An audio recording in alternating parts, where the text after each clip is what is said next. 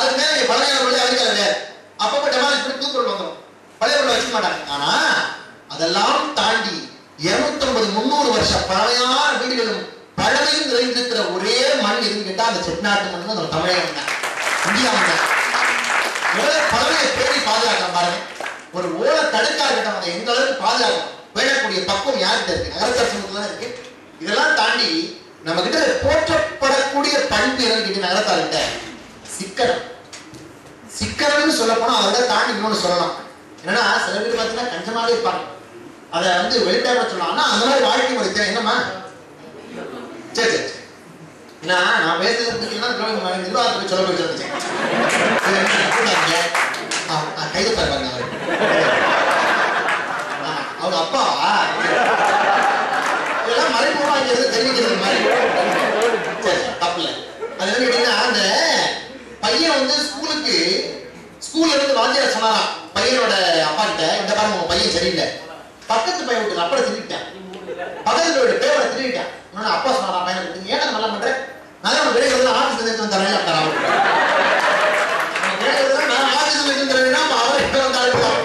அது மாதிரி எனக்கு எது சொல்ல வந்தா சிக்கனம் இந்த இது போற்றப்படக்கூடிய பண்புகள். அப்பதான் செட்டியார ஆட்சியும் எங்க ஊர்ல இருக்கவங்களுடைய நகைச்சுவை சொல்ல போறேன். அந்த ஆட்சி அவ்வளவு சிக்கனமா இருப்பாங்க. செட்டியாரோட சிக்கனம்னா அப்படி ஒரு சிக்கனம், அந்த மாதிரி ஒரு சிக்கனம் பார்க்க முடியாது. போய் தெரியாம நீங்க ரொம்ப கோபத்துல ஒரு விஷயத்துல போய் கஞ்சன் அப்படின்ட்டு அவருக்கு வந்துச்சு பாருங்க கோபம். என்ன எப்படி நீ கஞ்சன் சொல்லலாம்? எப்படி நீ என்னை கஞ்சன் 4 இடத்துல சொல்லலாம்? நீங்க கருவிங்க 3 இடத்தை யூஸ் பண்ணுங்க. எழுத்துலயே கஞ்சம், அப்படி ஒரு கஞ்சம். அப்படிதான் இங்க பார்க்க முடியாது. ஆனா உடனே அவன் எப்பவுமே ஏதாவது வெளியே கிளம்புறா இருந்தா சில வெளியே வீட்டோட போறா இருந்தா பஸ்லயோ கார்லயோ ஆட்டோலயோ போக மாட்டாங்க. வெளியூருக்கு போறாங்க தான், அப்படி உள்ளூர்ல போறாங்க நடந்தேன் 4 கிலோமீட்டர் 5 கிலோமீட்டர் நடந்தேன் போவேன். எங்க ஊர்ல இருந்து ராமநகர் வரையும் ஒரு வேலை தாலுகா ஆபீஸ்ல அப்ப 4-3 கிலோமீட்டர் இருக்கும். நடந்தே போயிட்டார். நடந்து ராமநகர் ரீச் பண்ணிட்டாரு. 4 கிலோமீட்டர் முன்னாடி ஒரு ஞாபகம் வந்துச்சு. மேலிட்டு மாடி ரூம்ல லைட் அமர்த்தனமா வந்துச்சு பாருங்க. ஞாபகம் ஆத்தாடி உள்ளதே கரெக்ட் உழுவ மாட்டேங்குது. இதுல வர 2 வீணா போடாத அப்படின்ட்டு அங்கிருந்து திருப்பி வச்சுட்டு நடந்து வந்து 3 கிலோமீட்டர் நடந்த வீட்டுக்கு வந்து கதவு ஜன்னல் கதவு தெரியல, கதவு வேஸ்டா திறந்தா கதவு தேங்கி போயிருங்க. வெளியில சன்னல் வெளியே சன்னலை திறந்து உமையா மனைவி பேர் உமையா ஆச்சு என்னதே அப்படிச்சு. இங்க வர உமையா மாடி படியில ஏறிடாத, ஏறினா மாடிப்படி தெரிஞ்சு போயிடும். கீழே இருந்தபடியே மாடி ரொம்ப பாடு, மாடியில லைட் எரிஞ்சா மேல போய் அமர்த்துங்க. அப்ப அந்த ஆட்சி சொன்னிச்சு, இந்த மாதிரி நீங்க மறுபடித்தனமா பண்ணுவீங்கன்னு தெரிஞ்சுட்டேன், நான் மெயின் சுவிட்ச் ஆஃப் பண்ணிட்டு 3 மணி நேரமா இருட்டுல உட்காந்துட்டேன். அப்ப செட்டியார் சொன்னாரு, வரவே நீ ரொம்ப சமத்தாத்தான் வந்துட்டாங்க. அப்ப ஆட்சி சொன்னிச்சு, ஏன் சமத்து இருக்கிற குப்பையில இங்க 3 கிலோமீட்டர் நடந்து போயிட்டு வரல யாரும் உங்களுக்கு புதுச்சிருப்பாங்க இருந்துச்சு. 3 கிலோமீட்டர் நடந்து போயிட்டு வரல செருப்பு தேஞ்சோம்னா யாரும் புதுச்சிருப்பாங்க. அதுக்கு செட்டியார் சொன்னாரு, நீ இந்த மாதிரி கேள்வி கேட்பேன் செருப்பு மஞ்சள் செருப்பை மஞ்சள் பேட்டில் வச்சுக்கிறதுக்காக எவ்வளவு சிக்கனமா இருப்பாங்க. எதுக்கு இதை சொல்றாருன்னா, இப்படி சிக்கனமா நம்ம சேர்த்து வைக்கிற காசு அது நமக்கு பயன்படுது. யோசிச்சு பாருங்க. அதாவது காரக்குடி ஒரு வீடு இருக்கு, வீடு பேர் சுண்டகுளமா இருக்குன்னு சொந்தக்காரங்க தான் பார்க்காதீங்க. எதுக்காக சொல்றேன்னா, அந்த பட்டப்பேர் வைக்கிறது நம்ம மாதிரி வைக்க முடியாது. அழகா வைப்பாங்க. காரக்குடி செட்டியார் பேர் குளிரெட்டி நாகப்ப செட்டியார் பேரு. அவர் பர்மால சின்ன வயசா இருக்கும்போது தரவா தராங்க. அப்புறம் ரொம்ப பேர் பர்மால இறந்து போனாங்க. வரும்போது இறந்து அவங்கள சும்மா போடுறாங்க, டக்கு டக்கு குழி வெட்டிக்கிறாங்க. அவர் குழி வெட்டினாலும் அதை குழி வெட்டி நாற்பது சேனல் பேர் இருந்துச்சு. அவரோட பத்திரிகை கொடுக்க போகும்போது பத்திரிகை மேல குழி வெட்டி நான் எழுதினாங்க. மேல அவரை குழி வெட்டி அவன் எழுதினாங்க. முன்னாடி கொண்டே குடுக்கல அந்த பையன் தெரியாம நேரம் வந்து நீங்க தான் குழி வெட்டி நான் வச்சுறாங்க. அவர்கிட்ட அவர் சொன்னார், உனக்கு நான் குழி வெட்டி நான் கேட்டேன். அவருக்கு எப்படி நேரம் பாருங்க, அவர் திருப்பிக்கிறார். இதெல்லாம் நடந்த விஷயங்கள். எதுக்கு சொல்றேன்னா, அப்படி காரக்குடி ஒரு வீடு பேர் சுண்டக்குளமா அப்படின்னு பேர். என்னன்னா சுண்டக்குளம் விற்பாங்க. அவங்க அவ்வளவு டேஸ்டா இருக்கும். பழைய குழம்பு கூட அவ்வளவு டேஸ்ட். அந்த சும்மா கொடுக்க கூடாது. ஒரு 50,000 வாங்கி போட்டு ஒரு 1/2 குழம்பு கொடுக்குது. மோரை போய் கேளுங்க, மோரை சும்மா தர மாட்டாங்க. அதுக்கு 1 ரூபாய் கொடுத்து 1 ரூபாய் வாங்கி உள்ள போட்டுக்குவாங்க. ஆச்சு சிறுவாட்டு காசா சேர்ப்பாங்க வயசான ஆட்சி. இது எழுதின அந்த புத்தகம் அந்த சுப்பு ரொம்ப அழகா, மோர் வித்த காசு வெள்ளை சேர்த்து வைப்பார் ஆட்சி, மோர் வித்த காசு வெள்ளை சேர்த்து வைப்பார் ஆட்சி. ஆட்சியை பயன்பட போது எழுதாரு, ஆட்சிக்கு பயன்படாத அந்த காசு எழுதாரு. மோர் வித்த காசு வெள்ளை சேர்த்து வைப்பார் ஆட்சி, மோர்வித்த காசுகளை சேர்த்து வைப்பார் ஆட்சி, அந்த குன்னக்குடி முருகனுக்கு செய்து வைப்பார் தங்கத்திலே திருவாட்சி. குளமளித்து காசுகளை சேர்த்து வைப்பார் ஆட்சி, குளமளித்து காசுகளை சேர்த்து வைப்பார் ஆட்சி, அந்த குன்னக்குடி முருகனுக்கு செய்து வைப்பார் தங்கத்திலே திருவாட்சி. அப்ப இத வச்சுதான் ஒரு பழமொழி ஒன்று உருவானது நண்பர்களே. செட்டியார் சிக்கனம். செட்டியார் சிக்கனமா இருந்தா சேர்க்கிற காசெல்லாம் எங்கே போகுமா? செட்டியார் சிக்கனம் சிவன் கோவில் வாகனம் என்கிற பழமொழியாக உருவெடுத்தது சொன்னால், நாம் சேர்த்து வைக்கிற காசெல்லாம் ஏதாவது ஒரு சிவன் கோவில் காவலர் வாகனமாகவோ, ரிஷப வாகனமாகவோ, கைலாய வாகனமாகவோ, குதிரை வாகனமாகவோ தான் இருக்குமே ஒழிய அது வேறு ஏதாவது மாறிவிடாது என்று சொல்லி, நன்மை வழியில் எது வழியில் வந்தாலும் நல்ல வழி செலவிடும் எங்கள் குலவினார் கண்ணதாசன்.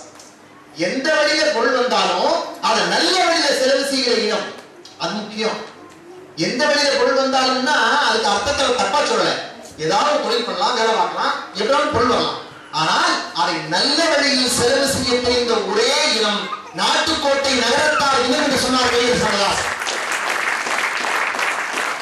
அப்படிப்பட்ட ஒரு பெருமையோடு இந்த இனம் வாழ்ந்திருக்கிறது என்று சொன்னால், அப்படியெல்லாம் நம்ம மக்கள் முன்னோர்கள் உழைத்திருக்காங்க. அந்த உழைப்பின் வழியிலே நீங்கள் இந்த சமூகத்திற்கு, திருமணத்திற்கு, படிப்பிற்கு நீங்கள் கொடுப்பதை பார்க்கிற போது எப்படி நாம் வாழ்கிற வாழ்க்கையில் ஒன்றை மட்டும் இந்த நேரத்தில் சொல்லிக் கொடுத்து நான் கடமைப்பட்டிருக்கேன். அதாவது இந்த உலகத்துல அதாவது காற்று இருக்கு பாருங்க, காற்றை பந்துக்குள்ள அடைச்சு வச்சுக்கணும். அத பந்துக்குள்ள அடைக்கப்படுகிற போது கால் பந்தாக மாறி காலுக்குள்ள உதவிடுகிறது கால் பந்து. ஆனால் அந்த காற்று புல்லாங்குழலுக்குள்ளே செலுத்தப்படுகிற போது ஓசையாக மிக அழகாக வெளிப்படுகிறது. யோசிச்சு பாருங்க, ஒரு காற்று யாருக்கும் வெளிப்படாமல் உள்ளேயே அடைபடுகிற போது அத்தனை பேரும் அதை காலாலேயே மிதிக்கிறார். யாருக்கும் கொடுக்கப்படாமல் உள்ளே அடைக்கப்படுகிறது. அது எல்லோருடைய காதுகளுக்கும் செவிக்கும் போய் இன்பம் சேர்க்கிற போது அதை நாதமாக கீதமாக போட்டுகிறார்கள். அது மாதிரிதான் வாழ்க்கையில நமக்கு கிடைச்ச பொருளை அடைச்சு வைக்காம இந்த சமூகத்துக்கு கொடுக்கணும் நினைச்ச பக்குவமும் பண்பாடும் இந்த நகரத்தார் சமூகத்திலே தோன்றி இருக்கு. நம்முடைய பெருமதிப்பிற்குரிய கோயம்புத்தூர்ல ஜி.டி. நாயுடு அவருடைய பேர். அவர் சொன்னார் ரொம்ப அழகா. ஜி.டி. நாயுடு சொன்னார் பேசல, அதாவது தமிழ்நாட்டினுடைய வளர்ச்சி 3 நகரத்தாரை வைத்துத்தான் துவங்கி இருக்கிறது. தமிழ்நாட்டினுடைய வளர்ச்சி 3 நகரத்தாரை வைத்து துவங்கி இருக்கிறது. நம்பர் 1, தான் குடியிருந்த வீடையும் கொடுத்த விழுத்தெய்வம் வள்ளல் அழகப்பர் கோட்டை. அந்த பங்காளி வள்ளல் அழகப்பர் குடியிருந்த வீட்டையும் கொடுத்தாருங்க. அவர் வாழ்க்கை நடந்த ஒரு சம்பவம் நினைச்சு பாத்தீங்கன்னா நீங்க சிரிப்பீங்க. நகைச்சுவை அவர் எப்படி தெரியுமா இருந்துச்சு? ரொம்ப முடியாம இருந்தான். நேரம் டாக்டர் போய் மாத்திரை வாங்கிடுவாங்க. காலை மாலை இரவு எழுதி கொடுத்துருப்பாங்க. காலையில 3 மாத்திரையை பிரிச்சு சாப்பிட்டதுக்கு அப்புறம் கரெக்டா 3 மாத்திரையை பிரிச்சு அளவுல குப்பத்துக்குள்ள போடுவாங்க மாத்திரை. மத்தியானம் கரெக்டா சாப்பாடெல்லாம் சாப்பிட்டு மத்தியானத்துடைய மாத்திரையை பிரிச்சு குப்பத்துக்குள்ள போடுவாங்க. சாயங்காலம் நைட் டிஃபன் சாப்பிட்டு மாத்திரையை பிரிச்சு குப்பத்துக்குள்ள போடுவாங்க. உடனே உதவியாளர் கேட்டாங்க, என்னங்க நீங்க மாத்திரை காசு கொடுத்து வாங்குறீங்க? இப்படி போடுறதா இருந்தா முதல் விஷயம் டாக்டர் போகக்கூடாது. போனா பிரிஸ்கிரிப்ஷன் வாங்கக்கூடாது. வாங்கினா போய் மருந்து வாங்கக்கூடாது. மருந்து வாங்கினாக்கா இந்த மாதிரிலாம் பண்ணக்கூடாது சொல்லி சொன்னாங்க. உடனே சொன்னாங்க, எதுக்கு நீங்க டாக்டர் போனீங்க? எதுக்கு மருந்து டாக்டர் போனீங்க? ஏன் கீழே போடுறீங்கன்னு கேட்டாங்க. 3 கேள்வி சொன்னாரா? ஒன்றும் இல்லை, ஏன் டாக்டர் போனேன்னா அவருக்கு முதல்ல பிழைக்கணும், அவர் பிழைக்கணும், அதுக்காக போனேன். ஏன் மருந்து டாக்டர் போனீங்க? அவனும் பிழைக்கணும், அதுக்காக போனேன். ஏன் கீழே போட்டீங்க? நான் பிழைக்கணும் தான். அப்படிங்கிறதே எவ்வளவு சொல்லுவாங்க. ஆனா அவர் இறந்து போன போது அவருக்கு பிள்ளை இல்லை. நகரத்தார் குல வழக்கப்படி இவருக்கு ஒரு ஆண் வாரிசுங்கிறது இல்லை, பெண் வாரிசு உண்டு. ஆண் வாரிசு உண்மையான ஆட்சி உண்டு, பெண் வாரிசு இல்லை, ஆண் வாரிசு இல்லை. என்ன பிள்ளை ஊட்ட வேண்டும் குழந்தைகள் சொல்றாரு. அப்ப சொன்னாரு ஒரு வாசகம், ஏயா எனக்கு அவங்க பிள்ளை, என்னுடைய கல்லூரியில படிக்கிற அத்தனை ஆண் பிள்ளைகளும் என் பிள்ளைகள் சொன்னாங்க. அப்படி நினைக்கிற மனோபாவம் அவருக்கு இருந்துச்சு. அதனால சம்பாதிச்ச அத்தனை படத்தையும் சமூகத்துக்கு கொடுத்தாரு. அதனாலதான் அவர் இறந்த போது அவரை தேரிலே வைத்து இழுத்து கொண்டு போய் அன்றைக்கு அழகப்பா கல்வியை படித்த மாணவர்கள் தன் தகப்பனுக்கு செய்தது போல் தலையிலிருக்கிற முடியெல்லாம் சிறைத்துக் கொண்டார் என்று சொன்னால் அந்த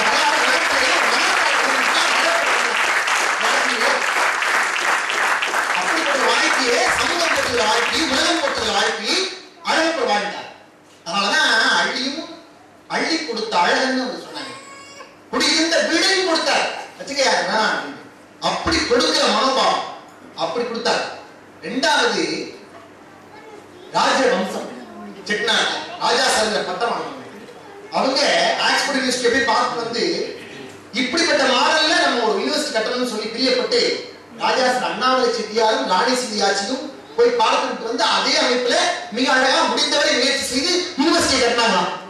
அதனாலதான் இந்த பெருமையை பாராட்டி வெறும் அண்ணாமலை செட்டியாராகவும் வெறும் சீதையாட்சியுமாக இருந்தவர்களை இந்த சமூக தொண்டை பாராட்டி ஆங்கிலேய அரசு ராஜா சர் லேடி ராணி என்கிற பட்டத்தை கொடுத்தது. சமூக தொண்டை பாராட்டி இவங்க ரெண்டாவது ராஜா சர் அண்ணாமலை செட்டியார் 2. நம்பர் 3 கருமுத்து தியாகராஜன் செட்டியார். கருமுத்து தியாகராஜன் செட்டியார் இருக்கார் பாருங்க. அவரை மாதிரி ஒரு தமிழ் பற்றாளர் யாரும் பார்க்க முடியாது. ஒவ்வொரு முறையும் கடிதம் எழுதுகிற போது திருக்குறள் ஒரு எழுதிதான் எழுதார். இதை விட அழகு தெரியுமா, தமிழ் எழுதுக்கு தெரியுமா, ஒண்ணுன்னா அதுக்கு ஊனா ஒரு மாதிரி போடுவாங்க. ஒண்ணுக்கு காங்கிற எழுத்து மாதிரி வரும், 8க்கு ஒண்ணுக்கு ஒண்ணு வரும். தமிழ் எழுத்துன்னு பேரு தமிழ் எழுத்து. ரோம எண்களை நம்ம பயன்படுத்தலாம். ஆனா அவங்க வந்து ரொம்ப அழகா தமிழ் எண்ணிலேயே எழுதுவாங்க. ஒவ்வொரு இடத்துலையும் தேதிய நம்பர்ஸ் வந்து அவங்க எழுதுவாங்க. அவ்வளவு தமிழ் பற்றாங்க. அது மாதிரி சைவம் தமிழ் திருவாசகத்தை அப்படி உருவி படிப்பார் கருமுத்து தியாகராஜன். அதெல்லாம் பெரும் தனவந்தராக இருந்தாலும் கூட தமிழில் தொய்ந்தார், தாய்மொழி பற்றோடு இருந்தார். எப்படிப்பட்ட உணர்வோடு மனிதர்கள் எல்லாம் வாழ்ந்துக்கிறாங்க யோசிச்சு பார்த்தா உண்மையிலேயே நகரத்தார சமூகத்துல இவர்கள்ட்ட ரொம்ப நம்ம மற்ற எல்லாருமே கத்துக்க வேண்டியது, நம்மளே இன்னைக்கு கத்துக்க வேண்டியது, நாம் உண்மையில் தமிழ் மொழி உணர்வோடு வாழ நாம் இன்னும் கற்றுக்கொள்ள வேண்டிய சூழல் இருக்கிறது. தமிழ் மொழி நம்ம தமிழ் மொழிங்கிற ஒண்ண எழுத்து வழக்கில் இல்லைன்னா கூட பேச்சு வழக்கையாவது மறையாம காப்பாற்றணும்னா முடிஞ்சவரை உங்க பிள்ளைக்கு தமிழை பேசவாது கத்துக்கணும், பேச்சலையாவது தமிழ் இருக்கு. ஏன்னா ஒரு கவிஞர் சொன்னா தமிழ் செய்த ஒரே தவறு தமிழனுக்கு தாய்மொழியாக வாய்த்தது மட்டும்தான். வேறு யாராவது ஒரு மனிதனுக்கு தாய்மொழியாக இருந்திருந்தால், ஐரோப்பியனுக்கு இருந்திருந்தா எங்கேயோ கொண்டு போயிருப்பாங்க, மொழியை பரப்பியிருப்பான். நம்ம தமிழ் செஞ்ச ஒரே தவறு அது மட்டும்தான். அதனால ஒன்றை மட்டும் இடத்துல சொல்லி நான் விடைபெறுகிறேன் தோழர்களே. நேரம் அவர் சொல்றாரு, நீங்க வாட்டுக்கு பேசுங்க, நீங்க பேசினாலும் நாங்க தான் இருக்க மாட்டோம். நானும் முதலாவது இல்லையா அதை பார்த்து நான் முடிச்சுக்கணும். ஏன்னா எப்பவுமே பேசுற என்ன முக்கியம் கேட்டீங்கன்னாக்க இந்த முகக்குறிப்பு அறிவித்து பேசணும். அதுதான் வள்ளுவர் 2 குறிப்பிடுதல் இருக்காரு திருக்குறள். ஐயா போய் பாத்தீங்கன்னா 2 குறிப்பிடுதல் இருக்கும். 2 குறிப்பிடுதல் இருக்காச்சு. ஒண்ணு அமைச்சர், அரசனோட இருக்கிற அமைச்சன் குறிப்பறிஞ்சிருக்கணும் ஆபீஸ்ல, நீங்க அப்படி எடுத்துக்கலாம். 2வது புருஷனுக்கு மனைவி குறிப்பறிஞ்சிருக்கணும். குடும்பத்துக்கு ஒரு குறிப்பிடுதல் போட்டாரு, அரசனுடைய நிர்வாகத்துக்கு ஒரு குறிப்பிடுதல், 2 குறிப்பிடுதல் போட்டாரு. 2 அதிகாரம் ஒரே குறிப்பறிதல்ங்கிற பேர்ல இருக்கிற 2 அதிகாரம் தமிழ் திருக்குறளையே குறிப்பிடுதல் மட்டும்தான். போய் பாருங்க திருக்குறள் புத்தகத்தை எடுத்து. ஏன்னா குறிப்புணர்வாரை உறுப்பினுள் யாது கொடுத்தும் கொள்ளலாம். என்ன அர்த்தம் தெரியுமா, இந்த குறிப்பறிகிற நண்பன் இருக்கான் பாருங்க, அவனை நம்ம கூட வச்சுக்கணும்னா உறுப்புல ஏதாவது அவனை கொடுத்தா கூட வச்சுக்கலாம், எதனாலும் கொடுத்து கூட அவனை வச்சுக்கலாம். குறிப்புணர்வாரை உறுப்பினுள் யாது கொடுத்தும் கொள்ளல் அப்படின்னு எதுக்கு சொல்றேன்னா, அந்த மாதிரி குறிப்பிடத்தோட மனைவிக்கணும். இங்க இருந்து ஒரு கெஸ்ட் வீட்டுக்கு வராரு, வந்து உட்கார்ந்து அப்படி மனைவி கண்ணால பார்த்தோன்னே போய் உள்ள போய் காப்பி எடுத்தாங்க. இவர் மனைவி பார்த்தேன், நம்ம திரும்ப வச்சுக்க நல்லா இருக்கும்.